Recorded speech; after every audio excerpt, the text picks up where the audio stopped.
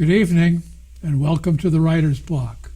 I'm your host, John Ronan, and as you know now, because we are in our 28th season, I interview writers about their craft, what they're working on today, what they've accomplished, what they're planning for the future. It's a wider net than just writers, however. We have had on sculptors, musicians, actors, all varieties of artists. So if you have an idea for someone who might be good for the writer's block, writer or not, if that person seems like a good candidate, watch for our address at the end of the program. We'd be glad to get your suggestions.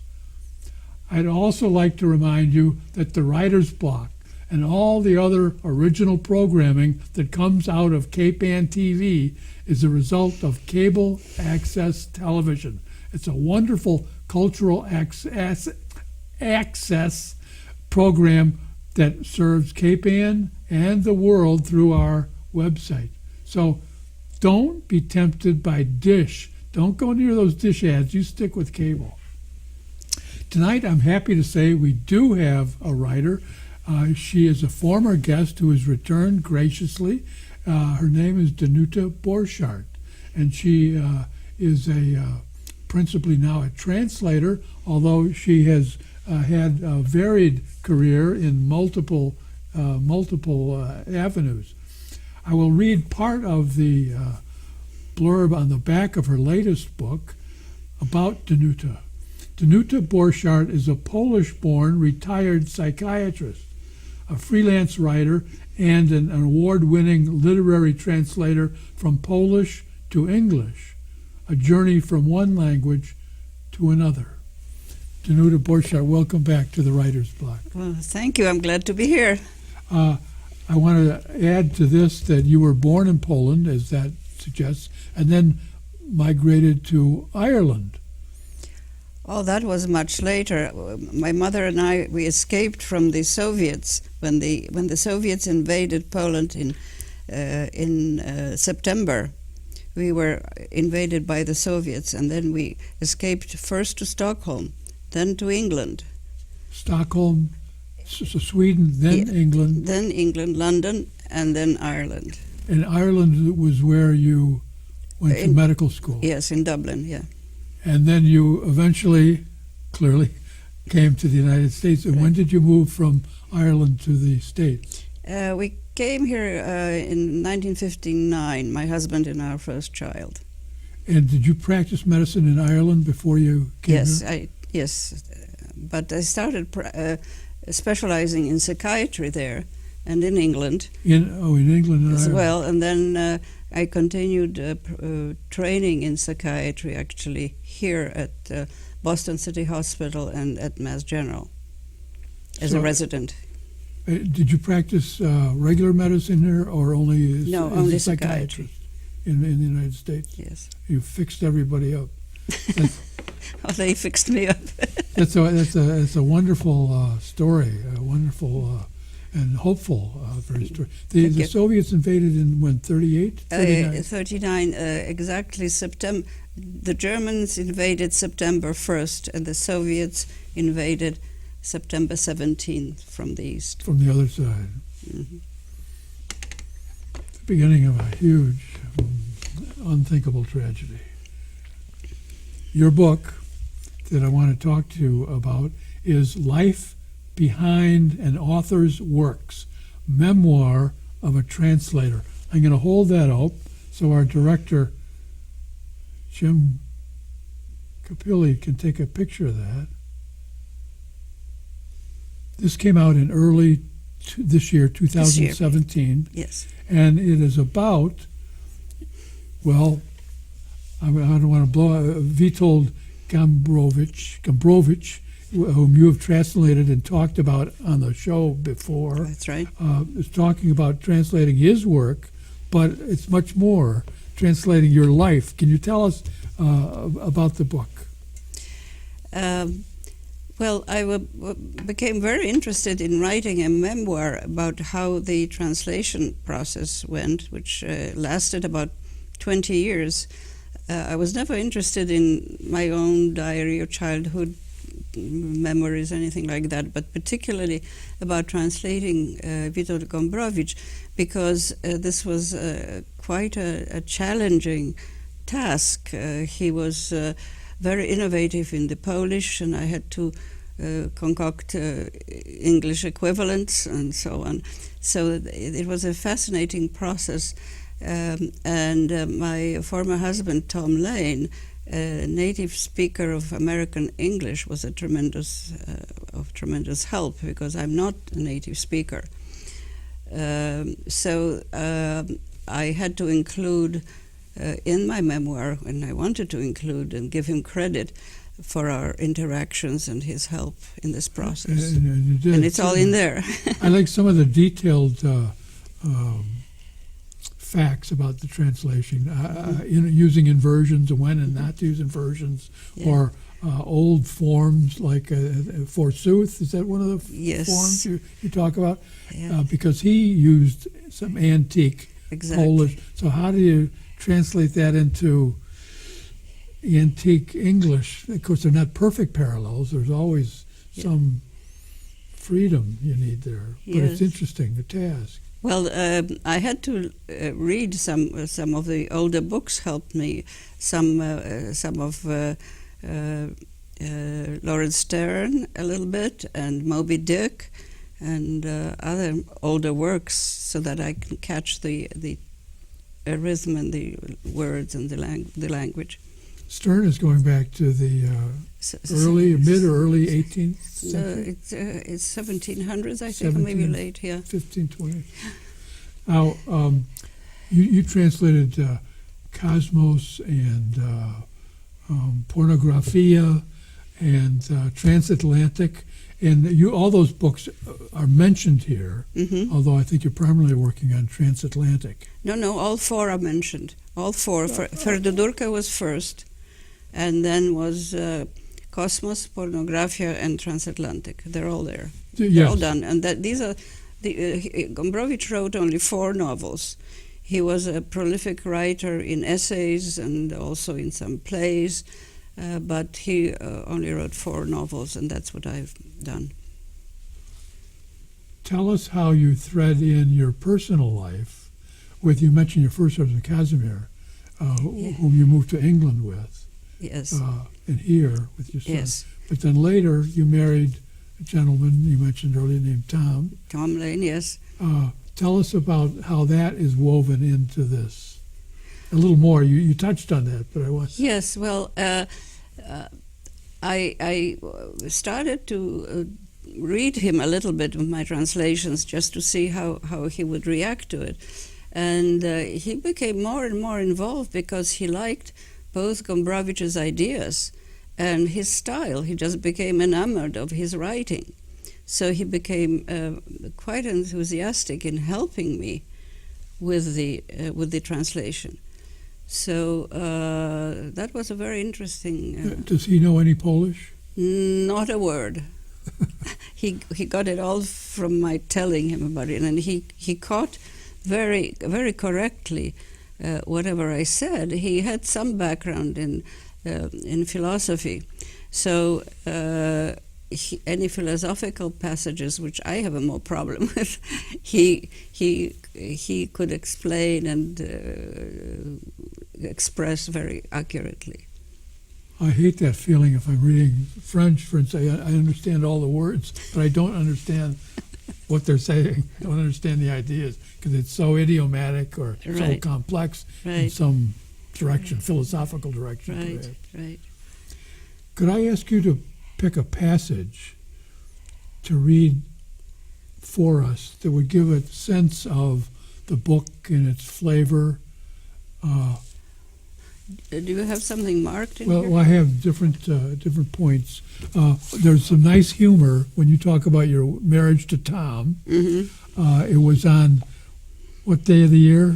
Oh, April 1st, April Fool's Day on 1984. Yes, I like the the intentional. It must have been intentional humor to pick the day, and that you mentioned it. That fact, I have that marked. I don't know if that would be a section you'd like to read. I don't mind whatever. April Fool's Day, 1984. 1984. The novel is selling very well these days, I understand.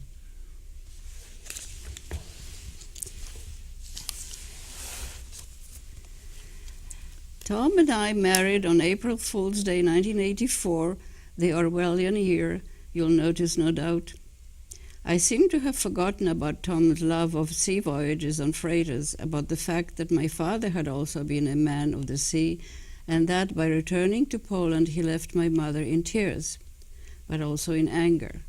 When, in her estimation, I was not sufficiently solicitous about his deserting her, "Wait till one day Tom leaves you, then you'll understand," she said, reproaching me. "Tom? He'll never leave me," flew through my head. But this exchange happened several years after we were married and would have no play at the beginning of our relationship. Now that's I like that paragraph very much because it's humorous, and yet it's prefiguring. Exactly. As soon as you say he'll never leave me, you think, is this book about translating Witold Gombrowicz, or is it about love? It's both. Actually, it's both, because both were both happened here during those 20 years, and so one sort of accentuated the other and was mixed in, and good and exciting and sad things happened. Both. Did you start out thinking, I'm going to meld, I'm going to bind this story, my personal story, because it is a memoir, you titled it a memoir, with the translation, or did it start out a book only about working with Witold's text, and then became a story about marriage and disappointment? No. I thought of both about the same time, because I could not have translated without. Well, I could have translated it, but not as well without Tom's help. And he was fairly soon intricately involved in this process from the first book, actually, through all the 4 books. So no, it was more or less simultaneous. See, it seems to me a very, very nicely done artistic plan. Although it wasn't planned, it was your life. But it seems almost perfectly balanced to get an academic or philosophical idea, the translation of words, and then expand that to individuals trying to understand each other's personalities. Yes. And it seems to me very, very nicely fused. Well, thank you. But I mention here Frank Bedard's poem as the fate. What you love is your fate. So both Gombrowicz's works, not he himself, I never knew him, but Gombrowicz's works and Tom were the two loves, the fate of my two loves.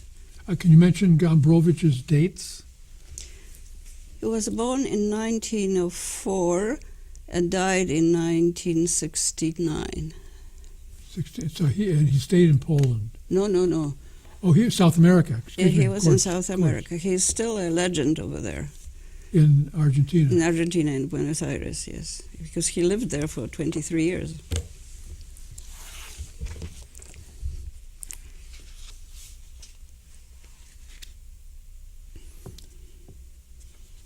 One of the sections I noted here, because it had to do with your understanding Native American English and also seeing the country. You went on a trip to California, and it comes early. It seems kind of important.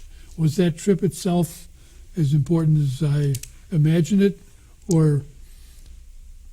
or was that just a part of such a big panorama that I'm from California. I was born in California. I'm zeroing in on this a little bit. So I was wondering if you could set that out for us. Well, we traveled a lot through the Southwest and California as well, because Tom was he cut semi-precious stones. So we went to various grounds for looking for rocks, and so that took us both to Arizona, to California, and other places, and to various rock shows. And I mentioned this as part of our life together. When we were at a rock show, and Tom was doing his business, I wasn't doing any translating. That was just part of my life. But I felt at one point I actually wonder if I'm digressing too much by including that. But I thought, well, why not? That was how it went. It doesn't seem like digression to me. It seems fitting. Yeah, well, it did fit. I want to go back for just a half a second to another, I guess, a nuts and bolts language question. Mm-hmm. Are there expressions in English which, although you've been speaking English for decades and are perfectly fluent, are there expressions in English, American English especially, that you find strange or odd, interesting?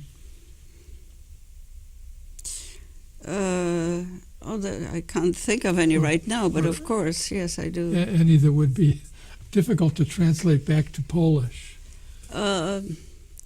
Maybe, for example, to tee off is something we don't have in Polish. Tee off on somebody? No, to tee off like in golf. Mm-hmm. Because golf is played in Poland, but is not as prevalent as it is here. And I think that's where the expression comes from. So it's a common expression to say tee off on somebody means to attack someone or tee off or start something. Tee ride. Okay. Yeah, no, we don't have that. I'd have to think about it. But some are easy. Some are fairly similar. The idioms are fairly similar. I find difficulty in, say, translating French to English or English to French with expressions like, you're in for it. Uh-huh. What the hell does that mean? Yes, you're exactly. in for it. Yeah. It makes no sense. No. But it's so familiar to us that we don't question it. Right. I have other questions in here. Mm-hmm.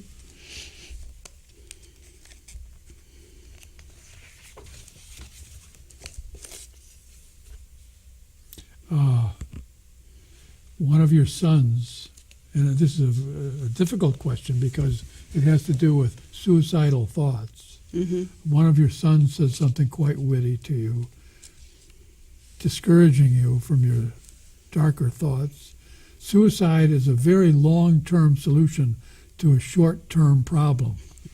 I love that line. I want to remember that line. And I wanted to compliment you on handling some of these darker moods so well. There is emotion and sentiment without sentimentality, which is a tough, narrow path to walk down.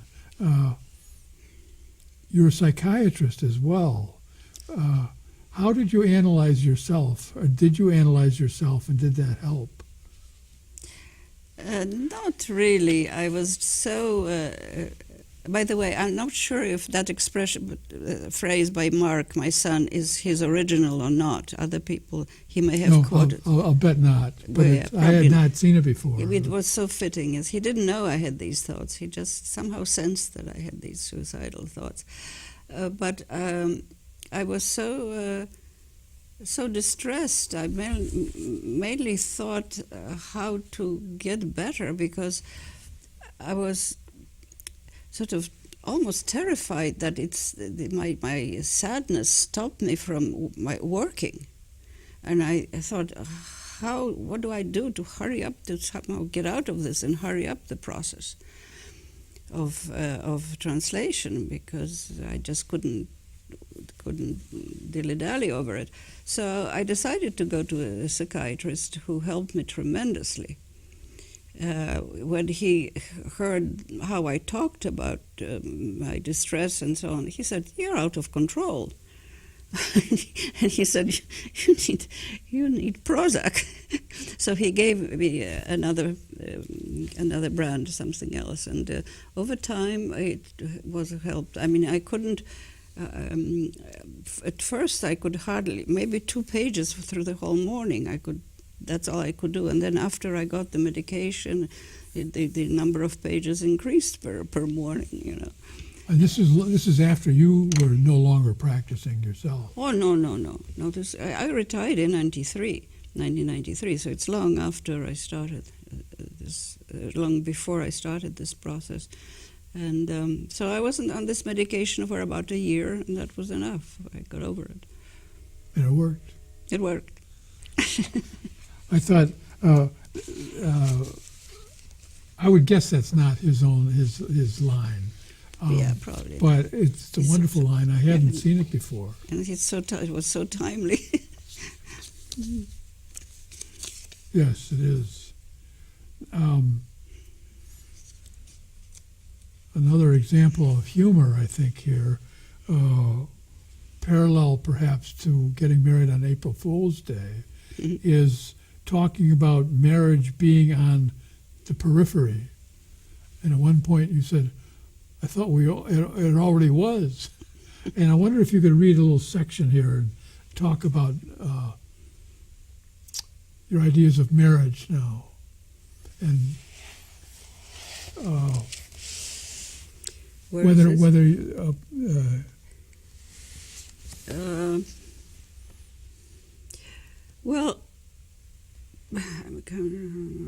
well, this is a little bit on the periphery, but Tom was always somewhat of a loner, and I sensed. And then he moved to Tucson because he couldn't stand the climate here. He lived in California, almost was raised in California, so he couldn't stand the climate here. And then he got sick and decided, I have to move to warmer climate. So he bought a small trailer kind of house in a compound in Tucson. So from then on, for about 10 years, marriage was on the periphery because he was in Tucson, I was here, and we were commuting. I went there in the summer. He came here for a while. The reverse. I went there in the winter, and he came here for a few weeks in the summer. So it was already on the periphery. Yeah, it said, he said, now that I may come into some money, I want to move our marriage to the periphery. What? Our marriage to the periphery? How much more on the periphery could it be, I wondered. Yes. Can you have a marriage at that kind of long distance, 2,000 miles? I think people do. We managed for quite a while, for about 10 years that way. And I've heard since that the people handle marriages for a long period of time. I don't recommend that, especially not for young people.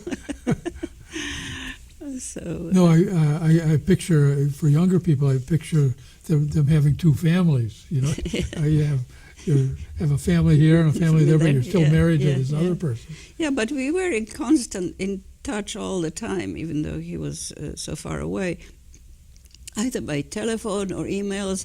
Most of the translation process went through emails. So in fact, I quote a lot of emails, his and some of mine. That replaces dialogue. Replaced dialogue between us. Is it lonely though, if you're so far away? Well, I missed him. I never feel lonely because I don't feel alone. Badly about being alone. I don't feel lonely, but I missed him, of course. I thought that was very interesting to me, and I wondered if there was a parallel between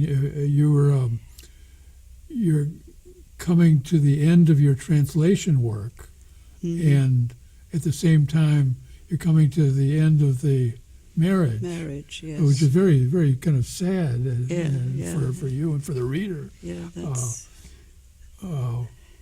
Was the translation keeping you together? I think the translation was a big part of keeping us together because he enjoyed the intellectual side of our relationship in this more than many other things. I mean, he was loving and, attentive and so on, but he really enjoyed the intellectual exchange about Gombrowicz. It's interesting. He's a geologist. I wonder if there's a parallel there. Yes. We're getting close to the end of my half hour, and I wanted to ask you, because memoirs are so popular now, and many people try to write them. Very few as successful as you are. Do you have any advice to people who are maybe watching and thinking, well, I've been through some interesting processes and some adventures in my life. What would the rules be to someone like that? Well, one of the problems is the first thing any agent or publishing house will ask you, who will be your readers? So that's a sort of general statement that, for me particularly, is a bit of a problem, because who will be the readers of something as specific as Witold Gombrowicz, whom people have hardly ever heard of, and translation and so on. So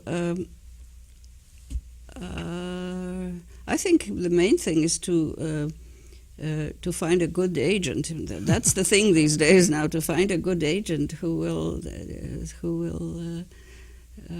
help you. But so you were able to find an agent? No. I finally gave up. Oh, you gave up? Yes. I thought you had an agent because of the earlier translations. No. Yale University Press that published some of the books do not do memoirs. Grove, the other publisher, it wasn't a good thing for them at the time. So in fact, those great publishers, I couldn't have them. So the only thing I can think of now is get in touch with the Slavic departments of the U.S. universities where they teach Gombrowicz. And because that's where they use my translations in our standard books for teaching Gombrowicz in his works. So I think in the students and so on would be interested. So that would be, but I don't know. It's hard to advise how to publish. So find your audience and find your audience. Think about a big audience if you can. But to be a little bit vain, I sort of like what I've written, and I wanted it out. I wanted it read. Yes. So I decided to go through Amazon.com, and that's what happened. Are you happy with it? Yeah. And the Amazon.com if you Google my name on Amazon.com, it comes out with the other the translations at the same time. So it's sort of. Let me hold the book up one more time. We are out of time. This is Danuta Borchardt's new book, Life Behind an Author's Works, Memoir of a Translator. If you've learned something about translating the famous Polish author Witold Gombrowicz and Danuta Borchardt's pursuit of translating him for American audiences, then the Writer's Block has done its job. Thanks for being with us, and I hope to see you again next week on the Writer's Block. Thank you.